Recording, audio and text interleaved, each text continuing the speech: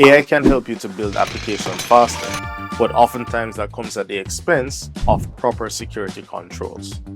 Hi, I'm Trevor Williams, and in this course, Secure Vibe Coding with GitHub Copilot, .NET and C#, I will show you how to use AI coding assistance effectively while reducing the exposure and security flaws of your application. There's no denying that AI can be a powerful development partner, but before code gets merged and deployed, you need to ensure that it meets the minimum security standards. In this course, we'll work through a practical project where we will generate security-focused implementation plans, generate code in smaller pieces to reduce AI hallucination and drift, identify and fix unsafe coding patterns, test and validate code, and generally ensure that our AI-generated code is of the highest standard. We will look at real application security concerns as outlined by the OWASP Top 10 and review potential gaps that AI-generated code can introduce. We'll use security-focused prompts and agents and a secure shipping checklist to make